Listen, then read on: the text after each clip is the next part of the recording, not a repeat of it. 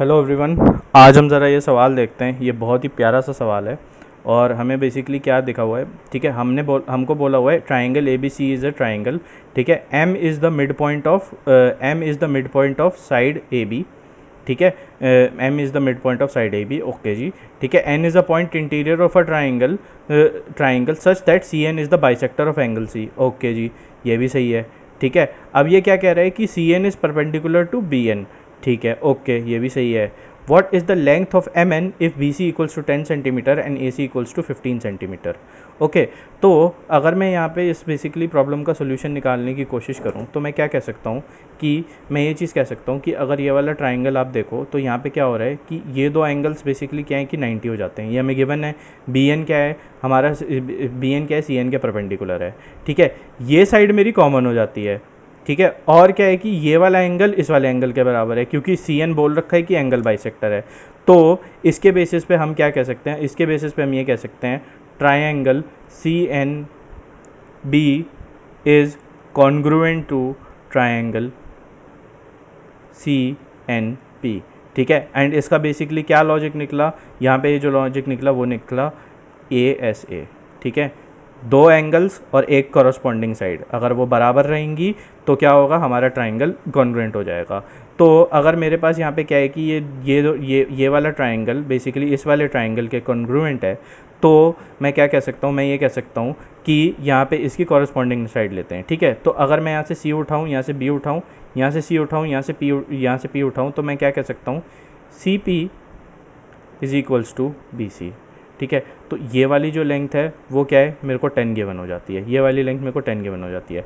और एक और चीज़ देखो, ठीक है, यानी कि ये क्या है कि इस केस में मैंने बेसिकली इसकी एक्सटेंशन की हुई थी। बेसिकली क्या किया होता, मैंने एन को एक्सटेंड करके बी एन को एक्सटेंड करके मीट करा दिया था सच दैट जो है क्या कहते हैं, यहाँ पे अगर मैं डिस्कस करूँ इसको मैंने इस तरीके से एक्सटेंड करा दिया था सच दैट जो है क्या कहते हैं ये बी एन की एक्सटेंशन हो।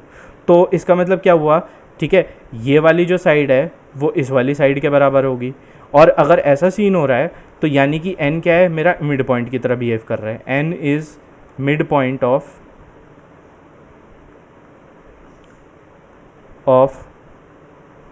B P, right. n मेरा मिड पॉइंट हो गया क्योंकि ये दो ट्राइंगल्स कॉन्ग्रुएंट है और ये साइड इसके बराबर है। ठीक है, तो अब देखो गाइस, अब हम क्या करते हैं, अब एक काम करते हैं। ठीक है, हमको क्या पता है कि ट्राइंगल्स देखते हैं, ट्राइंगल ए बी पी और ट्राइंगल एम बी एन। ठीक है, इस केस में क्या हुआ, देखो इस केस में मैंने कहा कि n जो है क्या कहते हैं mid point of B P है, ये मैंने कैलकुलेट कर लिया। ठीक है, और m मेरे को गिवन है कि वो क्या कहते हैं ए बी का मिड पॉइंट है।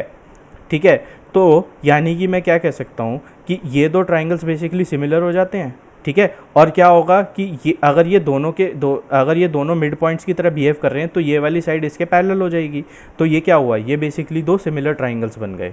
ठीक है, यानी कि अगर ये दो सिमिलर ट्राइंगल्स बन गए तो मैं ये कह सकता हूँ कि ए पी, ठीक है, और हमें किसका रेशियो निकालना है, हमें निकालना है बी एन का is equal to, sorry B M का, नॉट बी एन।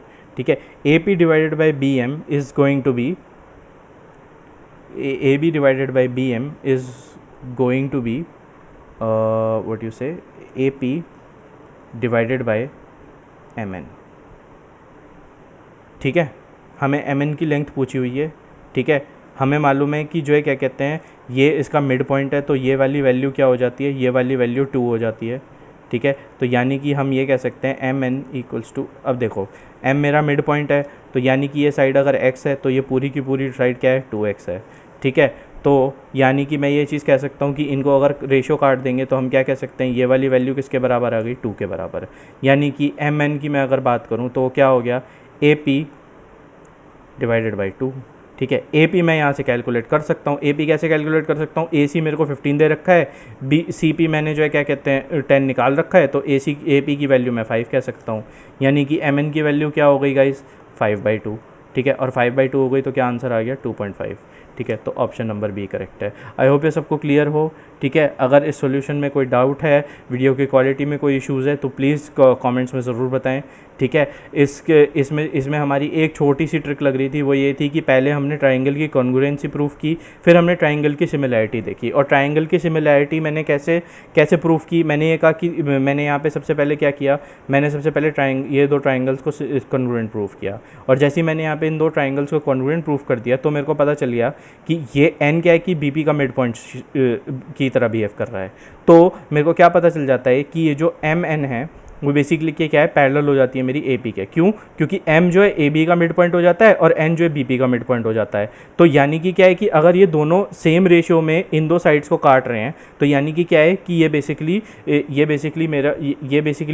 ये वाली जो लाइन है वो इसके पैरेलल हो जाएगी। और अगर ये वाली लाइन इसके पैरेलल होगी तो ये एंगल इसके बराबर, ये वाला एंगल इसके बराबर, एंड ये वाला एंगल तो हमारा कॉमन ही है। तो इस वजह से क्या होगा, दोनों ट्राइंगल सिमिलर हो जाएंगे।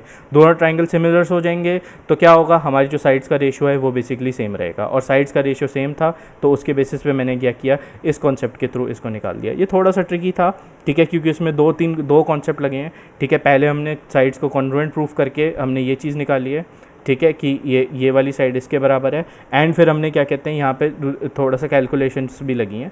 तो इसमें थोड़े से दो कॉन्सेप्ट लगे हैं और फिर थोड़ी सी कैलकुलेशन लगी है जिसके बेसिस पे ये वाला क्वेश्चन सॉल्व हुआ है। आई होप ये सबको क्लियर हो, ठीक है। ज़रूर कमेंट में बताइएगा कि ठीक है इसके अंदर कुछ इंप्रूवमेंट कर सकते थे तो बिल्कुल करेंगे, ठीक है। एंड इस वीडियो को लाइक करें, चैनल को शेयर करें और सब्सक्राइब करें। Thank you.